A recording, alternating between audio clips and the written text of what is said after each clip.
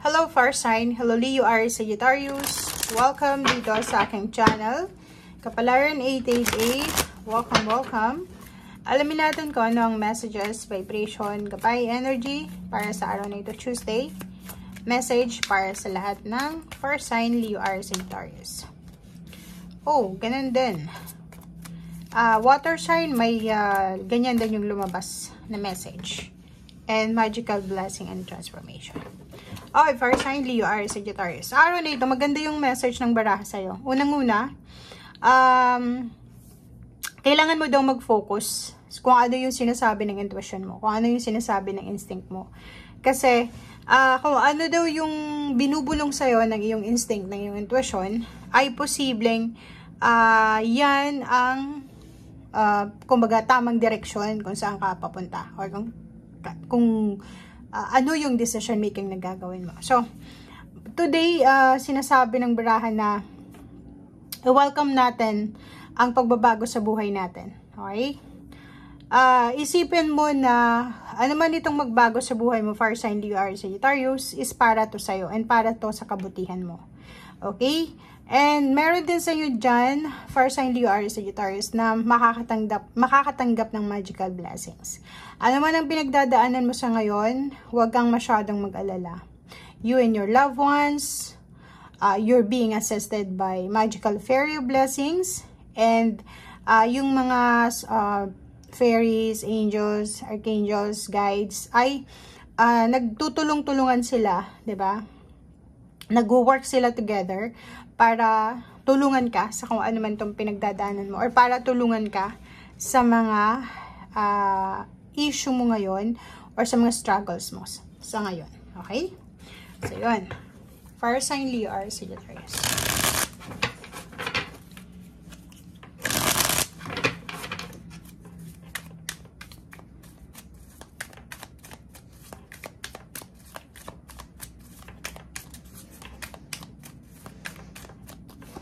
Okay, so mayroon na dito 5 of Swords. It's either ikaw to or ikaw yan. So, tingnan natin. Ano pa ba yung messages? Okay, 3 of Wands. Wow, Chariot. And then, okay, so tingnan natin dito, guys. Ang 4 na barahang to is parang sinasabi sa'yo, Fire Sign, Leo, Aries, Sagittarius, na may iba sa'yo dito na nandun kayo sa situation ng 8 of Swords. Ang dami-dami yung gustong gawin. Marami kayong plano sa buhay, marami kayong gustong simulan, marami kayong gustong tapusin, marami kayong gustong habulin, marami kayong gustong tapusin and then simulan. Parang ganon, baguhin. And yung iba sa inyo dyan, hindi nyo alam kung saan kayo magsisimula. 'Di ba? Parang restricted, rejected, stagnant yung pakaramdam nyo. So, hindi nyo alam kung saan kayo magsisimula. Kasi parang, yun na nga, nakapiring, nakabandage, and parang imprisonment siya. So, it's either yung work mo is sobrang toxic, pero hindi ka makaalis-alis kasi nga, nakakontra ka. Or pwede nyo ba sa inyo dyan, gusto mo man na i-provide sa family mo yung mga kailangan nila this holiday season, Christmas and New Year, hindi mo magagawa kasi financially wala kang hawak sa ngayon. And kung makikita mo dito, meron kang 3 of Wands and 5 of Swords. May iba dito na Fire Sign na sobrang tagal na ng paghihintay nila. Naghihintay sila. Una, pwedeng naghihintay ng visa, contract, yung travel nila. Naghihintay sila ng reply sa ina-applyan nilang company. Parang nakatingin sila palagi sa cellphone, sa computer, sa laptop, kasi hinihintay nila yung confirmation. Okay? But, may number 7 dito ng Chariot. Sinasabi ng baraha sa'yo na may iba sa'yo dyan na medyo impatient na. Parang, hindi na kayo naniniwala sa swerte. May iba sa'yo dyan na parang iniisip na, wala nang pag-asa. Diba? 2 years na, 3 years na ako naghihintay pero wala pa rin. So, nandito ka sa 5 of Swords. Parang yung iba sa inyo dyan is, medyo makakaisip sila na i-give up na lang yung dreams nila. Medyo makakaisip sila na, bakit kaya hindi ko subukan yung iba?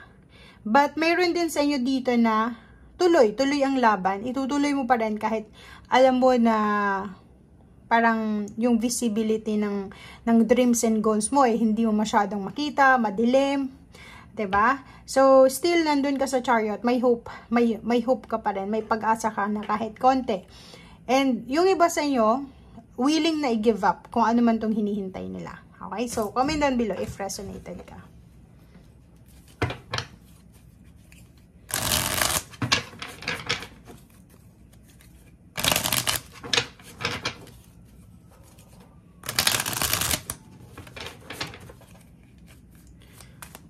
Okay.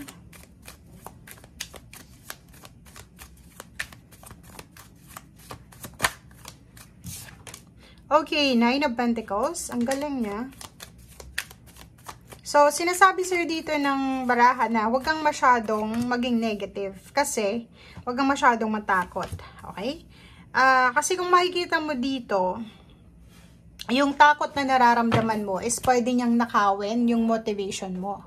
Yung takot na nararamdaman mo ay pwede niyang nakawin yung goals mo. Sinasabi ng magical blessings and transformation na may posibleng magic na mangyayari sa buhay mo. Magical blessings, unexpected blessings na pagbabago. So, pwedeng ito siya. Pwedeng unexpected windfall ng money, may recognition, rewards, awards, unexpected na work, unexpected na connection, attachment, partnership, 'di ba? So, ingat-ingat lang sa mga negative thoughts natin, mga self-imposed negative thoughts, self-imposed restrictions na nilalagay natin sa sarili natin, 'di ba? So, Seven of Swords, the Moon, huwag kang masyadong matakot. Kasi etong takot, itong fear na to na nararamdaman mo, siya yung magiging culprit, 'di ba? Siya yung magiging parang kontrabida sa pangarap mo. Nanakawin niya yung happiness mo, nanakawin niya yung innocence mo, 'di ba? So comment down below. Okay, so Empress, transformation. So, sinasabi ng baraha, take care of yourself, take care of your body, take care of your thoughts, physical health, mental health, okay? Kasi, yun yung pinaka-importante sa ngayon eh. Parang sinasabi sa'yo, first sign Leo or Sagittarius na, take care of your body, take care of yourself, para yung mga tao sa paligid mo, makita nila na, ay, ito si fire sign, ano siya eh, handa na siya para sa love life or sa relationship kasi sa sarili niya mismo, parang mararamdaman mo na, makikita mo na yung vibration na ready siya, 'di ba? Hindi ka makakatulong sa ibang tao kung wala ka naman. Hindi ka magbibigay o hindi ka makakapagbigay ng like for example, love advice kung ang relationship mo ay hindi maganda. Hindi ka naman magiging financial advisor kung financially nagsasuffer ka. So, parang ganun lang sinasabi ng baraha. And, Three of Pentacles, meron dito na decision making na gagawin kayo. And kung ano man tong decision making na to na gagawin mo, eto yung magdadala sa'yo guys ng transformation. Ano to? Mag-aaral. Pwedeng may iba sa inyo dyan na mag-e-enroll sa susunod na pasukan. Masteral, doctoral, trainings, may sasali sa isang community, sa isang organization, or kano pa man. Kasi gusto nilang maka-earn ng skills, madagdagan yung pwedeng ilagay sa kanilang credentials, and para mas lumawak ang kanilang wisdom or kanilang connection. Okay? Thank you guys. Bye!